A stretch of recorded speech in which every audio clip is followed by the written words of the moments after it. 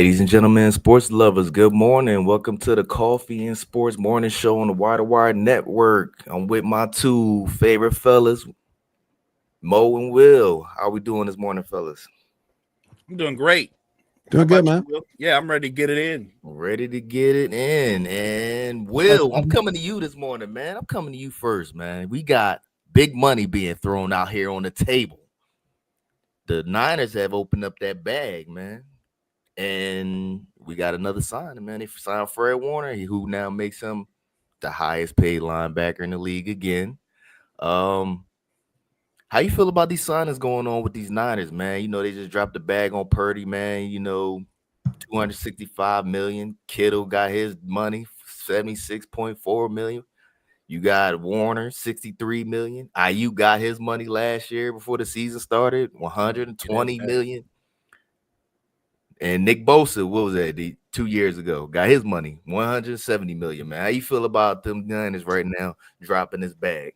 got no problem with Kittle. Got no problem with Fred Warner. You know you're gonna get your value back from them through production. You know you're gonna get that.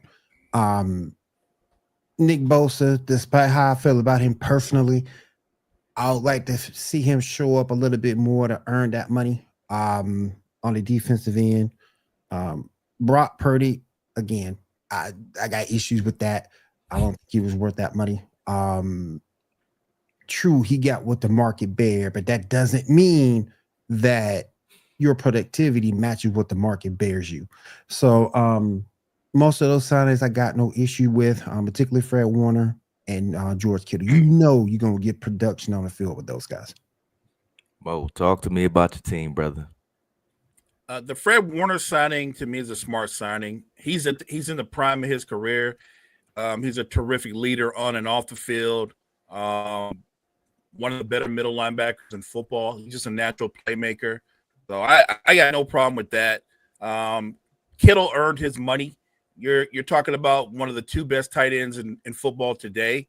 And he's a complete tight end. So when you get caught into when you rake tight ends, Kittle just doesn't put up numbers in the pass game. He's probably the best blocking tight end in football still. So he's to me, he's cleared any controversy of does he earn the money or not. He's worthy of it. The Purdy contract, it is so easy to use the words, it's what the market says.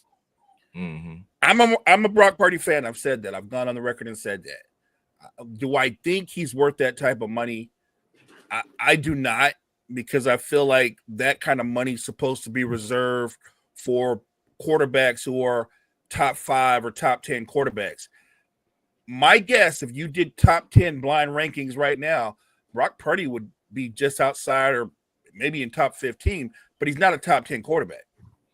I mean, ain't too many quarterbacks that's really What would have been fair to boom. you, though, Mo, in that situation? What would have been fair to you in that situation? What would you be content with for him, for you to give him a contract? So we're gonna keep it a buck, right? Let's keep it a buck. Keep it a buck. I want to remind everybody, where was Brock Purdy taken in the draft? Last. Right. And so the fact that he got on the field, the fact that he got on the field, he did beat the odds. Is a come up for him. But that he turned himself into a credible quarterback, you get no pushback on me acknowledging the fact that he overachieved and that he deserved all his flowers. But if I'm going off of what I think he is versus what they gave him, I would have looked Brock straight in the eye, straight face, and been like, I got $40 million for you. Take it or leave it.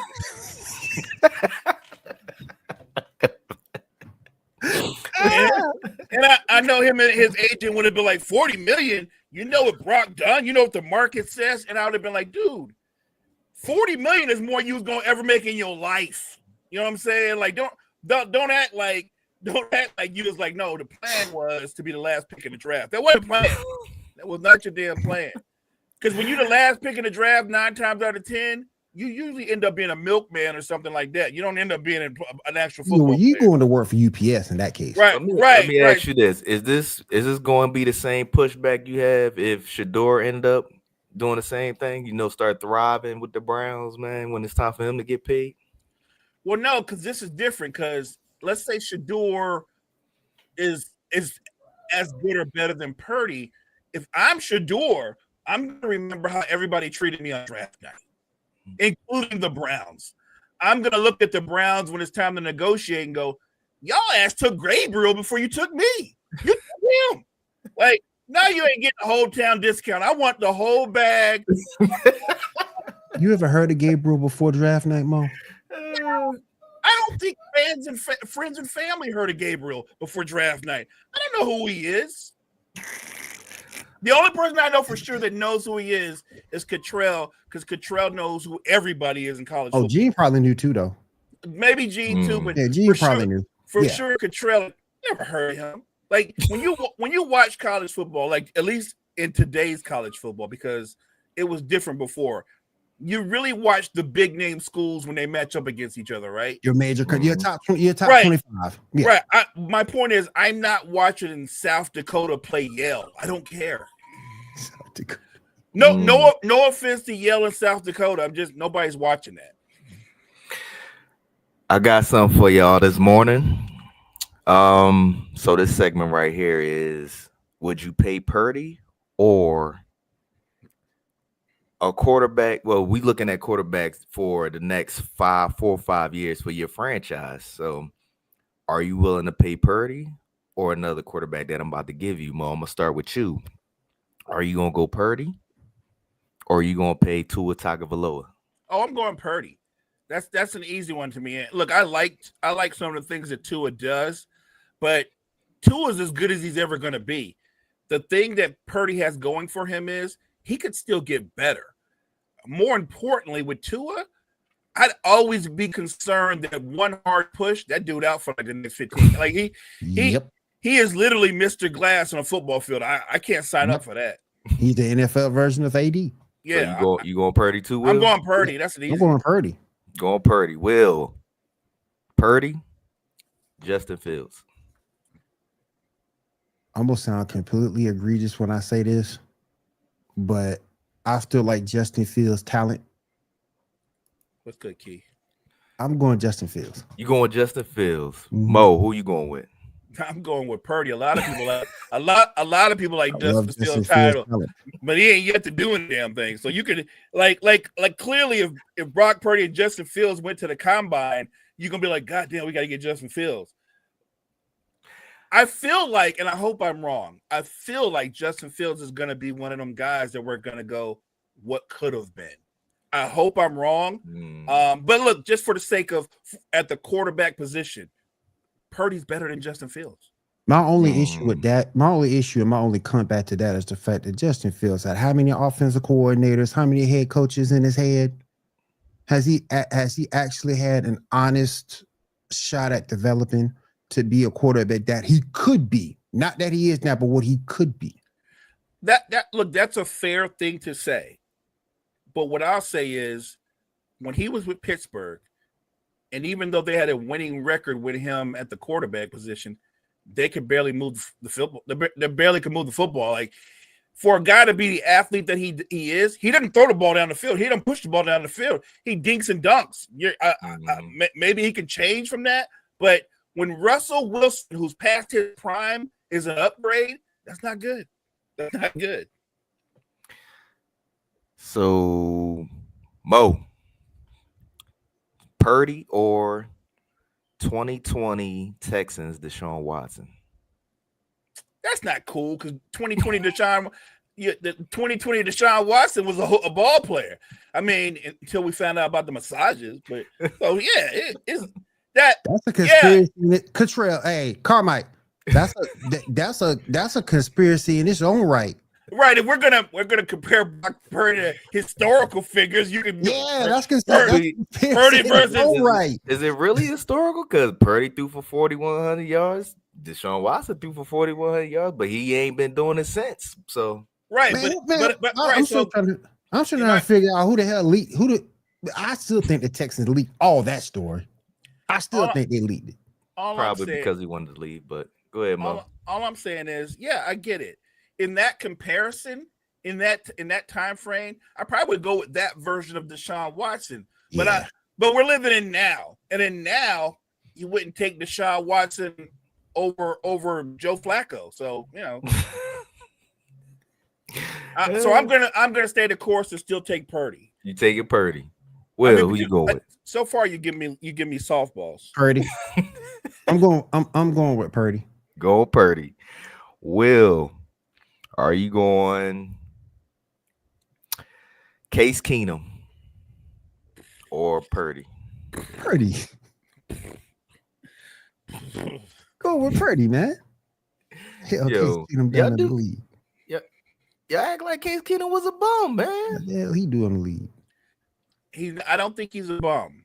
That said, I don't think he's a bum either. I'm just saying, what the hell he done in the league? What he is a career backup. So I'm gonna take Purdy. Eventually, you're gonna throw. He did get starting money. Case Keenum was a starter at a point. He got some money. I mean, yeah. Look, I'm not here to debate on how certain teams draft or scout. That's their own dumbness. But exactly, I wouldn't have given him that kind of money. I'm putting him up against people who was getting money. Yeah, no, I get where you're coming from. I'm just saying I understand that, but everybody that you actually put them up against, I wouldn't pay none of them. All right, what about 2019 Ryan Tannehill versus Purdy? Who you going with? You wild, man. Man. Hey, buddy had 117 QBR, man. Although MVP, he was in it. Go ahead, Mo. Yeah. So yes, you can point to that one blip season from Ryan Tannehill. What was he before that? But I would say even in that year, what you're leaving out is who did he hand the football off to? Thank you. Because that's a big part of what made him as good as he was. Got Purdy. You're right, but he was in the MVP. You know what I'm saying? Just like who was Purdy handing the ball off to when he had his stellar season? CMC. And he was dunking the ball to him on the screens. Boom. So since we're going to make this a hypothetical, I'm going to take Purdy because I would later find out that Tannehill's a bum. So I'm going to take Purdy. I got Purdy too. What did Tannehill do before and after that season? That's what I'm saying. No, he had a few good seasons with the Titans after that. He was still a good rookie. Hey, he got his money, didn't he? Purdy get his money. He got his money. His bread too. He got his money by snowing people. But Tannehill had one job in Tennessee: hand the ball off and get out the way. Yep, pretty much it. So, 2019 Carson Wentz or Purdy? Purdy. I hate Carson Wentz.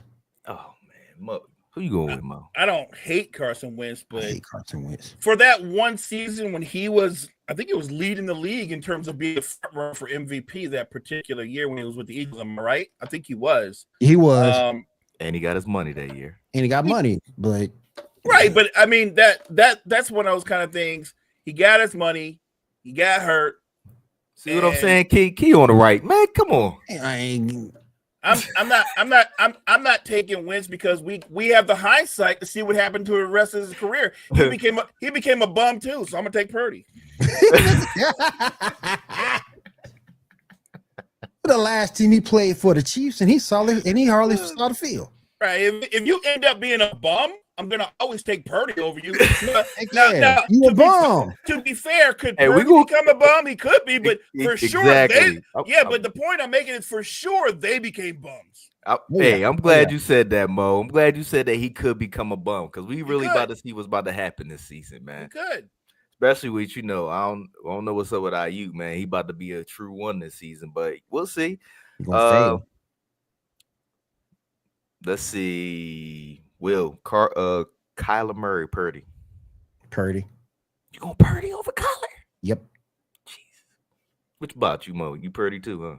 I am too, because I think he's a better quarterback. The thing with Kyler is Kyler's only good if he's doing off-time plays. Like, you ever notice when Kyler Murray drops back to pass in the pocket and just stays in the pocket and delivers or tries to deliver the ball where it's supposed to be, then bad things happen. He's only good on broken plays. The man can hardly see over the line. Yeah, I don't want that guy on my team because he's only good. He's not really a good quarterback. The man can barely see over the offensive line. He's more playmaker than he is quarterback. Right.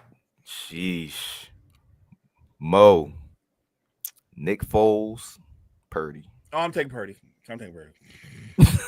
Nick Foles goes into the line of the other bums. He had one amazing flukish run, won a Super Bowl, and then morphed back into a bum. he transferred. He evolved from a Magikarp to a Gyarados back to a Magikarp. Oh hell no! I got Purdy all day. He did. Well, he went from being a Latin to donkey. Yep. Will Caleb Williams, Purdy. That's the best one. Now that's the good one. That's the best one. A good one. All right, that's the best one. You looking at everything. New line, Ben Johnson over with the Bears. That receiving core is a lot better than what Purdy has. I'm going Caleb Williams. Going Caleb? Yep. Mo, who you got? Yeah, I'm going Caleb too. That's tough though. And this is the toughest one because Caleb has everything you need to be a great quarterback.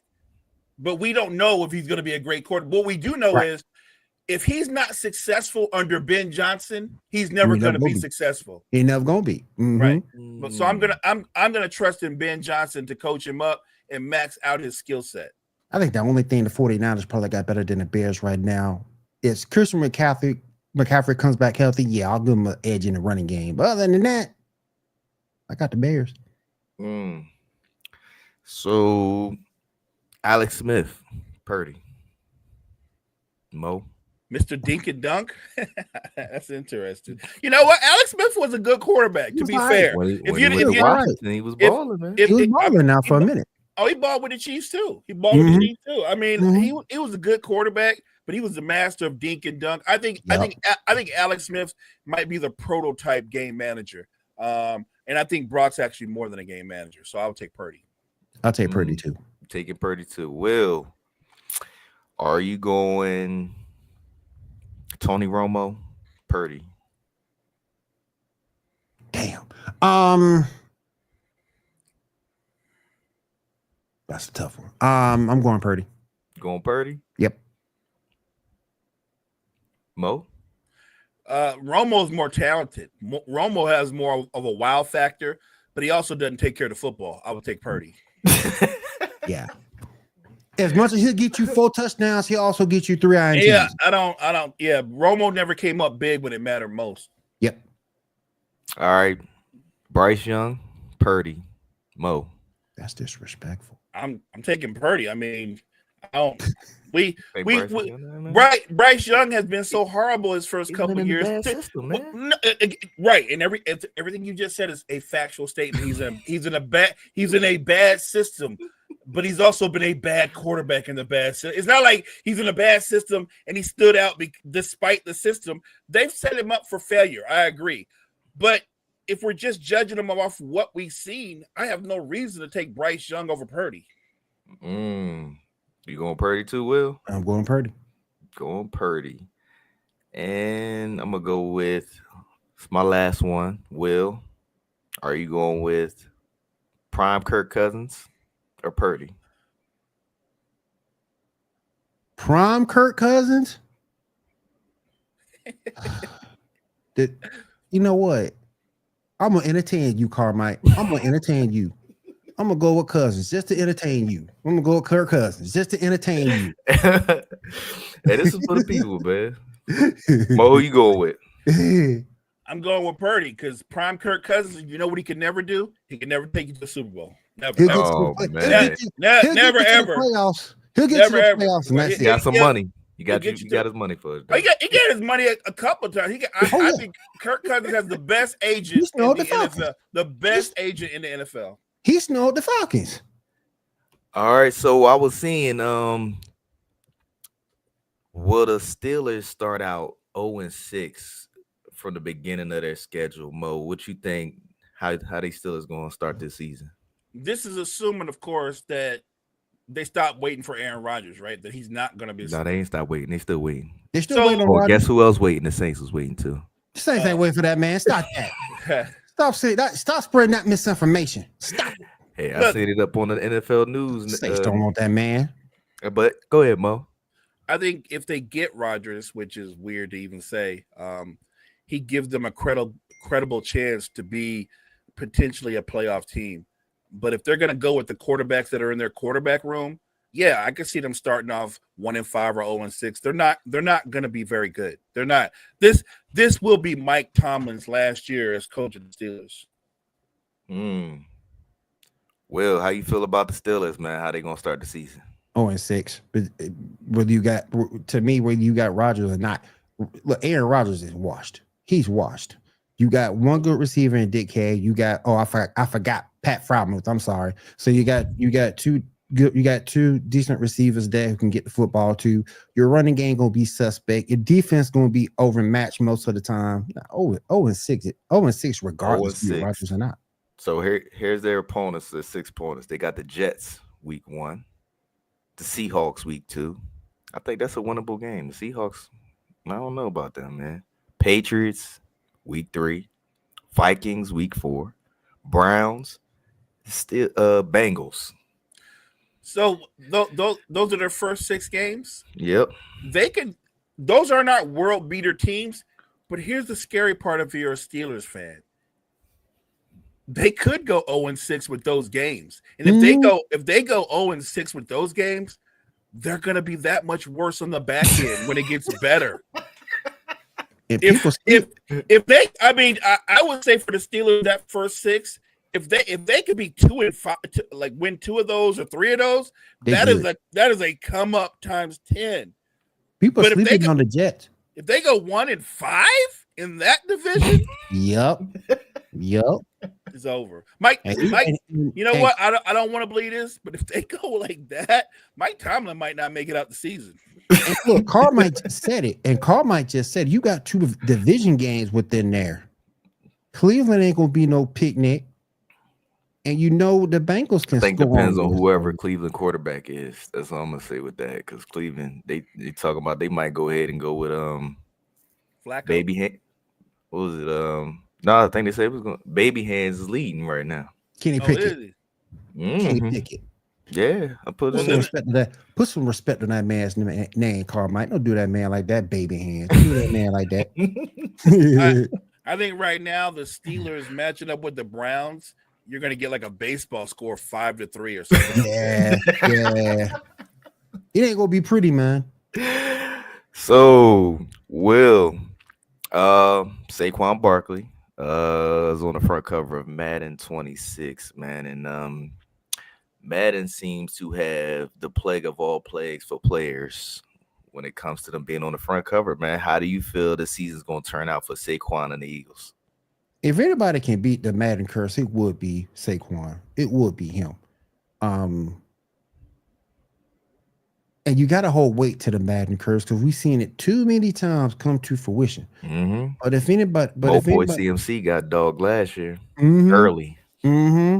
But if anybody could beat it, I think it would be him and the Eagles. Solid franchise. They got depth at that position. So if something should happen to Saquon, they have depth behind him.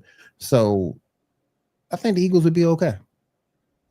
Mo, how you feel about this Madden curse, man? Is it a real thing for you?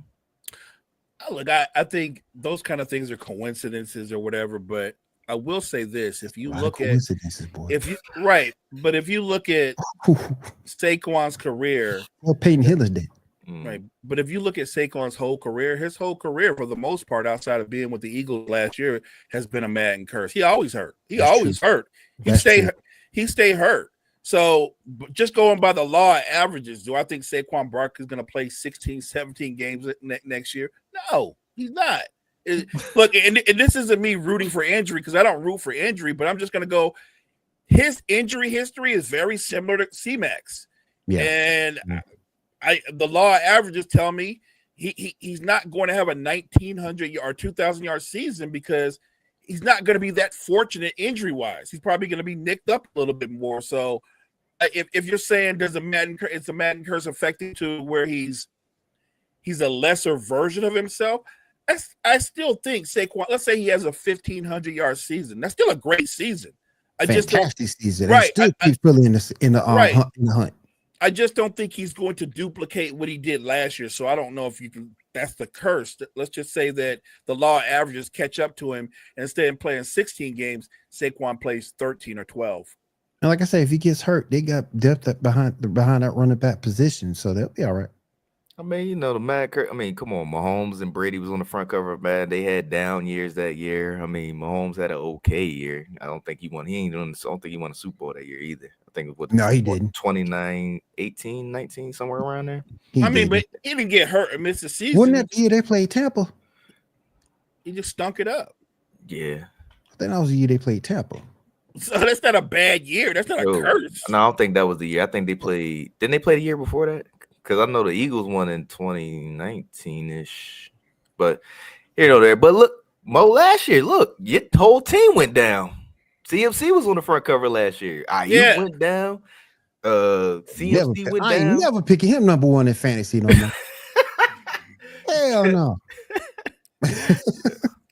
Yeah, we had a ton of injuries, but it's not like everybody was on the cover. It's just him. So it's a coincidence. It's usually a plague that happens to a team when a player of that team gets on the front cover. Is why a lot of people don't like their players or their team being on. The thing about it is, but the thing about it is, you can't stop it. Once it happens, that's it. You can't stop it. It's a thing, and it's been around for a long time. But again, with C-Mac being on the cover, he's kind of had a career like Saquon. Like he's for every year that he's healthy, he's hurt the next couple of years. That's kind of been his history. Like if Christian McCaffrey wasn't injured as much as he was, we'd be talking about his numbers and his yards and where he would rank all time. But we're not because he stays hurt a lot. Yep, he does. I mean, he had a stellar year with when the year before he got on the front cover. He did. No question about that. No question. Well, let's get into it, man. What teams do the people want to see in the NBA Finals this year? What is going to be the most entertaining finals to happen? I hate to say this. I hate to say it. You're going to say New York. Go ahead. Knicks Timberwolves. Knicks Timberwolves? Yep. And why would you say that's the most entertaining game for you, for the people? It shows that trade was successful. Number one, that's the first thing. I think that's storyline right there. Oh, right. And the second thing is, I want to see what Jalen Brunson does in the biggest spotlight. He's been playing well to this point. I want to see what he does in the biggest spotlight. Mo, what would be the most entertaining finals for you and the people? I think the interesting story would be Knicks Timberwolves because of the trade and how it's impacted both teams. But the most entertaining finals, I think it would be Knicks Thunder. I want to see. I'd like to see that Knicks team, which arguably has one of the best, if not the best, starting five, versus the Thunder team representing the MVP of the league, one of the deepest, if not the deepest team in the league. I want to see that. I want to see SGA and his crew grow up against Brunson, who's super mentally tough, against his crew. I want to see that. I think that would be interesting. Heart over head, though, would you like to see OKC versus the Pacers? Because that'd be a lot of running up and down that doggone court. OKC versus the Pacers. That'd be a lot of running. And I think it would be boring because the simple fact that the Pacers don't really have that superstar on their team. Yeah, they don't somebody have close to hitting that superstar. And people is not going to be really interested in watching the Indiana Pacers playing in the finals. I don't think so. Like Ant-Man, he got the hype. Jalen Brunson definitely got the hype now. Yeah. SGA just won MVP. Yep. So they any of them can go to the finals. But the Pacers, they're like 2004 Pistons. Yeah. Nobody really cared, but they beat the Lakers. So they got is Jalen Brunson a superstar to you, Mo? Yep. I think so. What gives him the superstar status? I've been a fan of his for the longest time. I think that when we talk about superstars, it's not just putting up numbers. It's what you do when it matters most. Do you push your guys? Do you elevate your teammates? I think he does all those things. And I don't think it's an accident that he's been the NBA's clutch player of the year 2 years in a row. That's not a fluke. Mhm. That's who he is. That tells me that if the Knicks can keep a game within 10 points going into the fourth quarter, the other team's in trouble. The other team's in trouble. Yeah. I think Jalen Brunson is the most unique superstar I think I've ever seen because I'm just talking about the measurements. He's not ultra quick. He's not a freakish athlete. He's not going to be in a highlight reel dunking on anybody. And yet he can get to his spots, Carmike, whenever he wants to, get wherever he wants to on the floor. And I think people underrank him because they go, well, he's not tall. No, he's not 6'4". But when you're built like Ronnie Lott and you're a point guard and you use that body the way he uses that body and he does, here's the thing. Brunson is one of the most physical players in the NBA. And he takes advantage of his footwork, his strength, and he controls the pace of games. I think he's a self-made superstar because he's not blessed with all kind of great physical attributes. That makes him unique. But he is a superstar to me. Well, Jalen Brunson a superstar to you? Yeah, he is a superstar. He's a superstar because of his leadership. And he takes leadership on the court, off the court. He takes accountability for his team. And look, when it's time to show up, he shows up. And you can't say that about everybody in this league. So, yeah, he's a superstar. All right, I'm coming back to you, Will, with this one. Boston Celtics, man. They're about to run into a $493 million luxury taxes, man. Jason Tatum's going to be out next season, man. Are we looking at a full-scale teardown for these Celtics next year, or like just a partial teardown to rebuild a little bit? I think you'll see a partial teardown of that team. I don't think you'll see a full rebuild, but I do think you'll see a partial teardown because you're going to have to ask yourself some questions. You don't think they're facing money problems next season. By the time Tatum comes back, Jrue Holiday will be 36. Are you going to keep Kristaps Porzingis? There's going to be exactly. There's going to be some moves that they're going to have to make. That's going to be a completely different team that Tatum steps into when he comes back. It's going to be completely different. Well, they saying that he's going to miss possibly the entire next season. It will be all the next season. He won't play next year. He won't play next season. And it's going to be a completely different team when he comes back. So at that point, you might as well fully revamp it for the following season. The only reason why I say it's a partial, though, because Horford will go somewhere else if he doesn't retire. I think you keep Pritchard, and I think you keep Derek White. Yep. Mo, talk to me about the money problem next year, man, because I don't think they're going to be able to keep anybody, honestly. Well, the money problem is only a money problem if you hit the second apron. Exactly. They're not going to hit the second apron because they are going to move Jrue Holiday. They are going to move Porzingis. They're going to move a lot of pieces, but they're going to keep their core. And when I say core, I'm talking Jaylen Brown. Pritchard's not going anywhere, and Derek White's not going anywhere. So they will take those three players and whatever they add to those three players, and they'll go to war with that team. If you're a Celtics fan, I think there's still going to be a competitive basketball team, but will they make the playoffs? Maybe, maybe not. But if they miss the playoffs, I don't know if that's not better for them. You miss the playoffs, you get a lottery pick, and you get a healthy Jason Tatum back in 2026. Like Brad Stevens, to me, behind Sam Presti, is the best GM in basketball. And that ain't by accident either. Right. So I think Brad Stevens will make really smart moves that you don't see coming. And he will bring in some younger talent to put around Jaylen Brown and let that younger talent have this whole year to develop and play through so they can be ready in 2026. Sometimes you gotta go through some dark sides to come through to be right on the Knicks. Let me ask you this: if the Celtics do decide to move Jaylen Brown, do you see him being the number one option on a title contender? No, but that's not because I don't think he's a terrific basketball player. I just don't think he can be the guy.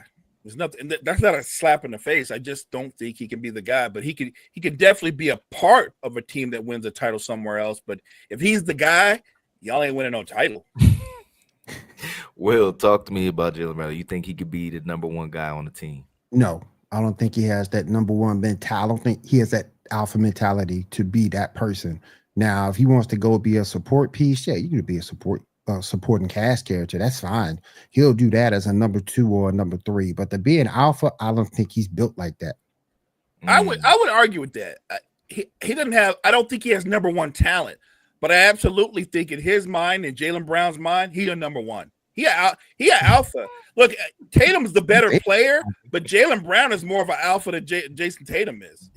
There's no question in his mind that he thinks he's the best player on that team or any team that he plays on. I just don't see him as being that guy. Between you see his attitude that you see when he does do social media appearances, which isn't very often.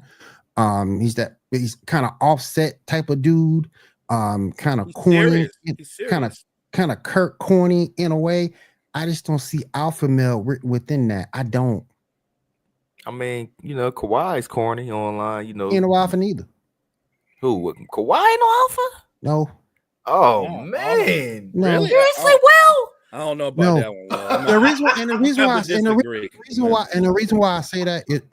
I say that, and I know I'm gonna get a lot of hate for saying that, but the reason why I say that is because if you look at him and all the games he's missed, come on, man. Well, no, I mean, yeah, as a recent, but for the Spurs, for the Raptors, I'm talking Kawhi now. I'm not talking about Kawhi back then. I'm talking Kawhi now. So I would argue with that because I think people confuse his injury with him going on vacation. The Clippers signed him to a contract knowing he has chronic knee issues, which means they're always going to be a problem. So whenever I hear somebody dumb like Stephen A. Smith go, many games does he miss? He's not missing games to miss games. He's got chronically bad knees, and the team signed up for that. So I don't think that takes away from him being an alpha. They signed up a guy who they know has a broken body because they believe in him even that much. Like look how well the Clippers finished the season, took the Nuggets to 7 because they had a healthy Kawhi. Yeah, so he doesn't talk. I get it. He doesn't talk a lot. He doesn't do interviews. But I would say that quiet man, he is absolutely an alpha. So, NBA rumors is circulating. Sixers could possibly trade the number 3 pick and possibly targeting Kevin 37-year-old Durant. Do we like this for the Sixers? Like, do we still think that KD got something left in the tank to get it done? I like it for the Sixers. You like it for the Sixers, Mo? Oh, I don't really like it, but I like it for them so they can pay the price. Go ahead and do it. Exactly. Another bad move. Go ahead and do it. Go ahead, Maury. Go ahead and do it.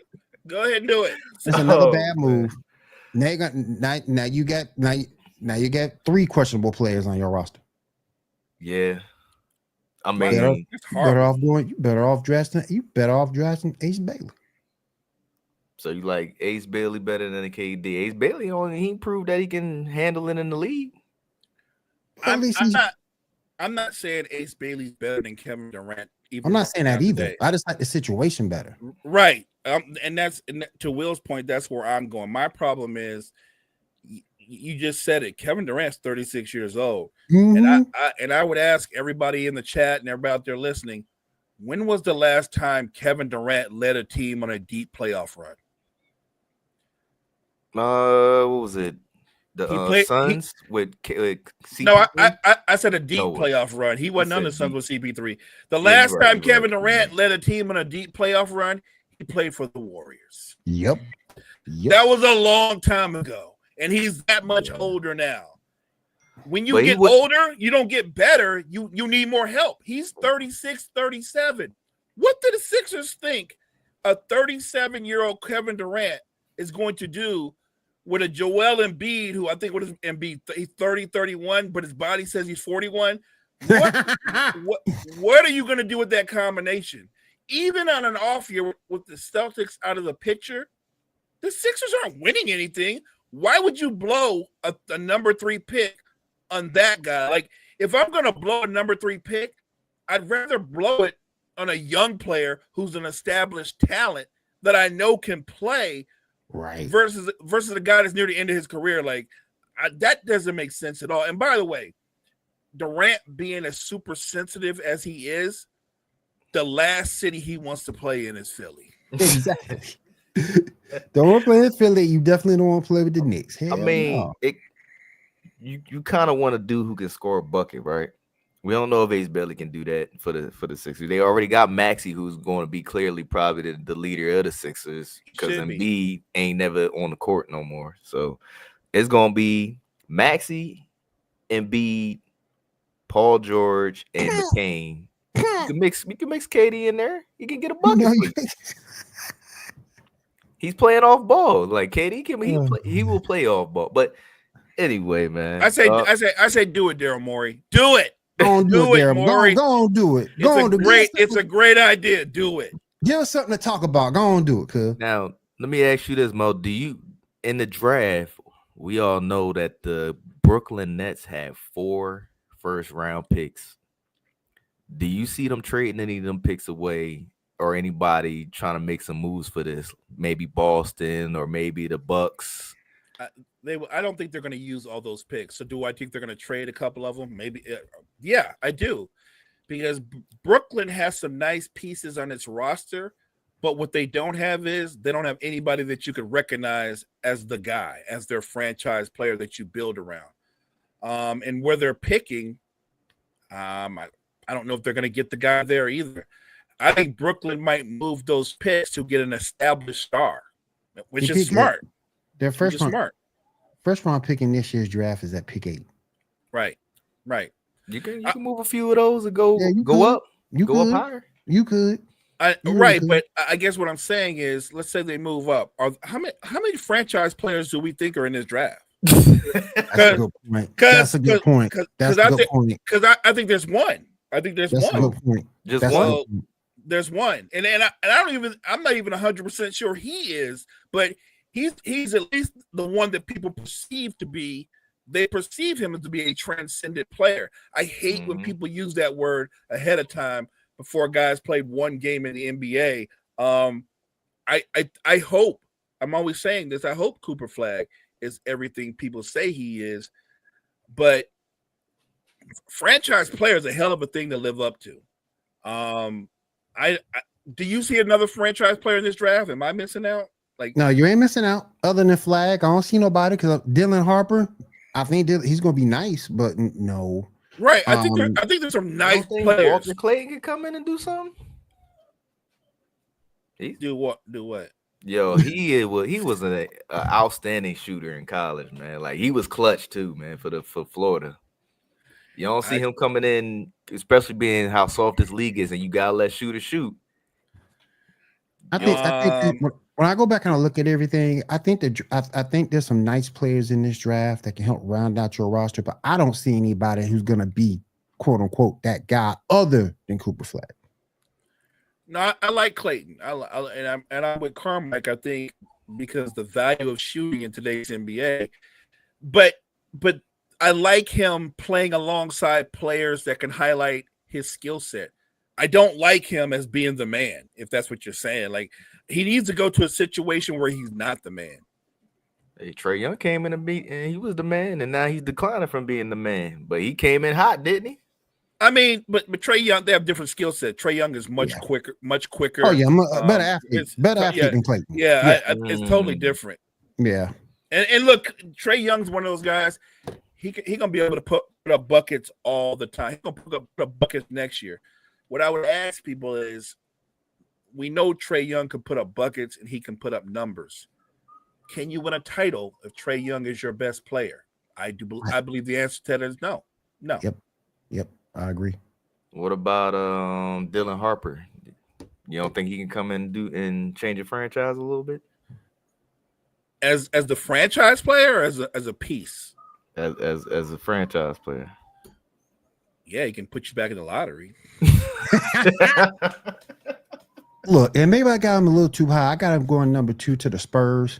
And on that team, I don't think he'll be Completely different situation though. But if he goes to the Spurs, He ain't won't gonna he be be? the man. He's gonna be that guy. Right, but he'll be a good fit there because he's Yeah. not the man. That's my Yeah. point. If he Yeah, goes he'll to be the a good. He'll Spurs, be a good piece. right? It's a totally different situation because you're deferring to Wemby, to Fox, Yup. to Castle, maybe Yup. even to Devin Vassell. So that's a completely different situation. Yeah, I think that'd be a great. What fit about for the him. Hornets? You don't think one of them can change the Hornets? Because I don't know, LaMelo can't stay healthy anyway. So I would just say this: there are certain franchises, and this is why this goes back to a conversation we was having before when we were talking about how they give other teams a chance to win the lottery versus the worst teams always win in the lottery.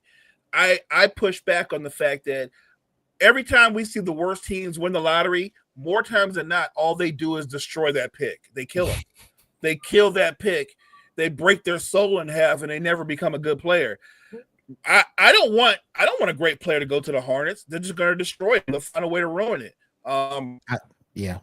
Look, LaMelo is a hell of a talent, and we just mentioned Trae Young. LaMelo is a bigger version of Trae Young. He's 6'7", can do all the things in the world, get buckets, put up numbers. You know what he doesn't do? He don't make his teammates better. He don't win games. He don't win. Don't win. I do like VJ Edgecombe in that spot, but I think he's just going to be a good player. He's going to be a good rotational piece that you draft and get in there. man, but no franchise, you need a player to step in and get you where you need to go. And I don't think other than Flag, ain't nobody else in this draft that can't really even say do it. Flag. Flag might come in and be garbage. He might. Oh, that's harsh. That's harsh. But I'm with you, Carmike. Yeah. I'm being honest. This isn't me wishing ill will of Cooper Flag. But in college, a lot of times he looked like a man amongst boys. When you go to the NBA, everybody's athletic. Everybody athletic. He's not going to be ultra athletic or quicker than anybody or jump higher than anybody. I need to see it. I will say this: if Dallas keeps the pick and they draft him, what's going to take some pressure off of him is he will be playing beside AD. He's not going to be alone, so everything's not going to be on him. But you're right. I don't know. Cooper Flag could turn out to be better than Larry Bird, or he could be Keith Van Horn. Right? You don't think Dallas is trying to replace Luka with Cooper Flag?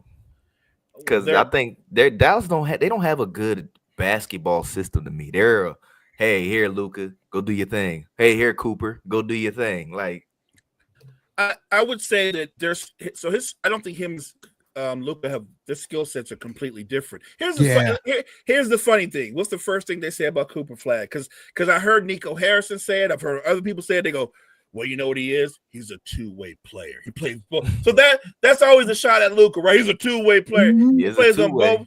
He plays here. Let me ask you guys this: if you gave me the top 5 players in the league right now today, how many of the guys that are in the top 5 two-way players? Probably just SGA. You know the point I'm making? Oh, my fault. Ant-Man. He's a two-way. SGA and Ant-Man. All right, so who are the top 5? Joker's one, right? He's not a two-way player. But he's one. He's considered one. He is considered the best player in basketball, but we found out now is he really the player. best player now? Because he gave up on his team, man. Is he the best player at this point? I think Joker's still the best player in basketball. You'll give up 2 and they walking trash teams. You'll give up 2. My point is Luka a top 5 player? Walking Most people will say trash yes, right? And Luka's a top 5 player, right? Yeah, hell yeah. Best player in the league. Luka? My point is Luka and Joker both are not two-way players, but they're 2 of the top 5 players in basketball. Who else is the top 5? Like you just pointed out, you said, well, Ant plays both sides of the floor. That's one person. SGA actually plays both sides of the floor too, to be fair. Yeah, he does. That's 2. That's 2. I guess if you're going to throw Giannis in there, Giannis plays both sides too. Giannis is a two-way. Right. But my point is two guys that are amongst the best 5 players in basketball aren't two-way players. And the guy that's the reigning, he just lost the MVP title, but the guy that most people would tell you is the best player in basketball is not a two-way player. Yep. He's not. Yeah. But so true. would you really call Giannis a two-way though? Because he, I mean, he was getting cooked on the perimeter, man. Like, my God, like Let- Tyrese Halliburton was, hey, you step out of here, Giannis, and I'm gonna cook you. Look, to be fair, though, this is Giannis. And what year is he in? Because I talked about this to my partner, Brett, who's a big Milwaukee Bucks fan. At this stage of his career, Giannis is still a terrific defender, but he's not a good one-on-one defender. He can't play on the perimeter. You're talking about Halliburton cooking him. You could go back 2 or 3 years ago when Jimmy Butler was cooking him. So he hasn't been a great perimeter defender in a while. You know, you get older, you become more selective in when you play defense. Well, you are the GM of the Milwaukee Bucks right now going into the offseason. Are you trading Giannis or are you looking for another starter pair with this guy? What are we doing? I'm looking for another starter pair with him. I'm not trying. Unless you give me a haul, and that's going to have to be one hell of a haul. Because even though he's 30 years old, he's still very, very talented. What would they have to give you for Giannis? I got to give me about 4 first-round picks. I got to get a haul. I got to get a haul. 30 years old, man. You got what, 5 years left, baby. Listen. That's all. You can't give up a talent like that for nothing. Come on now. Maybe your first round and somebody to actually replace him so you can compete still. No, that's where I would go. If I'm a GM, I'm looking for that. I'm looking for that type of package. I want some picks, but I want a young player that I can plug in that can start right away, that I can compete with, and eventually that player might be part of a bigger picture where we're back at where we're on a rebuild where we are winning again. Okay. If I'm Milwaukee's GM, I don't want to trade Giannis. I don't plan on trading Giannis. Nope. But if he comes to me and he says, guys, look, you can't improve the team enough around me where I can compete for a title again. I need to move on.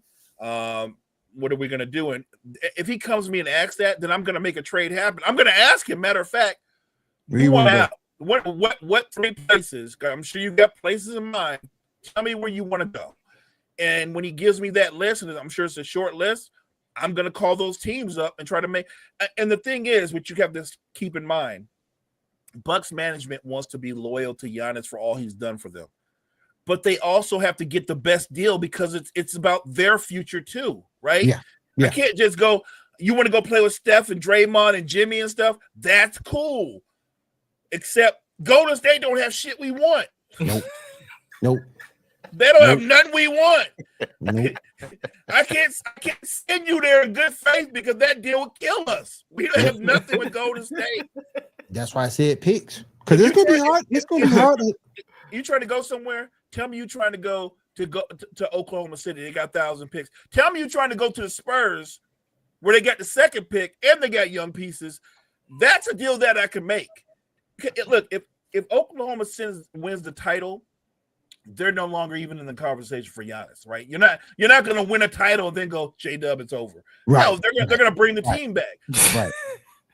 But if they come up short and J-Dub doesn't play well, like he has struggled in the playoffs, with the exception of the blowout the other night versus Denver, the guy that's gonna be in a package will be J-Dub. Saying this is what, and I agree with you, Kyle. I think there would be a rebuilding team, and you want to get as many picks as you can to help with that rebuild. My thing with picks is that you don't have the talent coming out of the draft the same way it used to be in the early 2000s and 90s. Facts. So picks is very questionable to me. So that's why I'm like, I want picks, but I want a young player that can play. If Rudy Carmike, I want somebody that can play. Listen, if Rudy Gobert can get you 4 picks, what Giannis MVP on his belt, championship on his belt, y'all don't think 4 picks would be fair for Giannis? I don't want to kill Rudy, but I don't know how. If Rudy Gobert, that was a horrible trade. That was a horrible trade. It was, but as soft as but it's still relevant because he was the value that was presented. So if he can get 4, come on now. Man, I just think I want players. I think the Jazz was just trying to offload. Would you do? Let me ask you a question. Would you do 2 for 2, 2 picks and 2 players? Yes, but they got to be 2 players that can play. Right.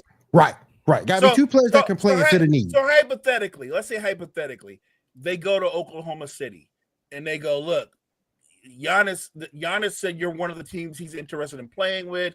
What can you do?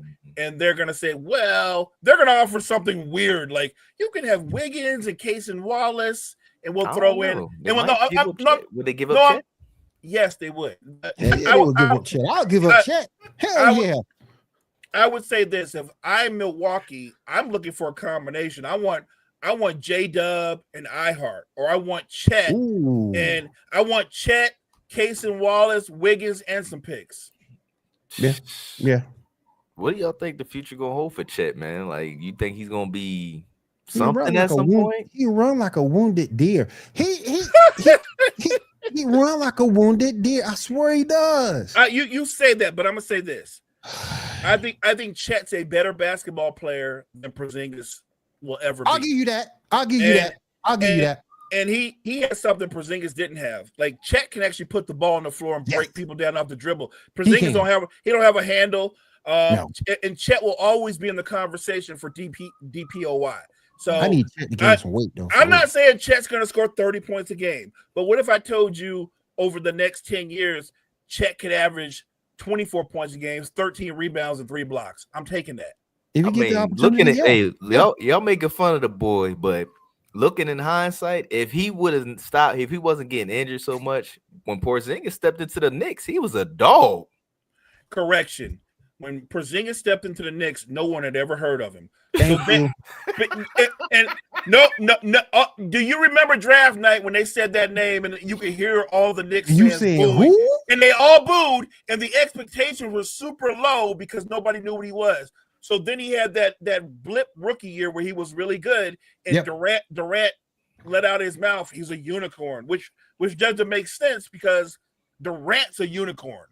Then he went to Dallas. And then he went to Dallas. Not Durant, right? He went to Dallas and did showed you what he was. I mean, he folded up in Dallas, but he was balling in New York a little something, man. He was showing he could be Greek. He's showing you he couldn't be a number 2. He went to Washington on the worst team in the world, and somebody picked him up. There you go. H knows the truth. He was not a monster in New York. He was the best player on a bad basketball team. He was not a great player. Yep. Oh man, yo. Porzingis is one of the most overrated players in basketball. He finally found a perfect home for him in Boston. He's not the first option. He's not the second option. You could argue he's the third option, but as a third option is where he's really good. Before the Knicks traded him, he was averaging 22 a game. And what were they doing? You're going to get opportunities. You're on a bad team. A bad team going to have a leading scorer. You know that, right? Every bad team got a leading scorer. You're on a bad team. Was Jordan Poole the leading scorer for the Wizards? Because I don't know, man. I think Jordan Poole was the leading scorer. He on a bad team. On a bad team. A bad player on a bad player on a bad team. Which is a bigger indictment on Kyle Kuzma because he wasn't even the leading scorer on a bad team. He said put it back up. He said my little pony. That's so true. That's so true. He's telling. Oh man. I'm not. No shade. Porzingis found his role in Boston. Yeah, indeed he did. Ladies and gentlemen, that is our time for this morning, man. We appreciate everybody who stopped through, counting comments. Will, do you have any closing remarks for our people? Just want to say thank you for everybody coming through. We do appreciate y'all here on Wild Wire Sports. Appreciate you guys. Take us out, Mo. Hey guys, thank you so much for joining us this morning. Make sure you check out all the great content that we have at Wire Network. We appreciate you guys.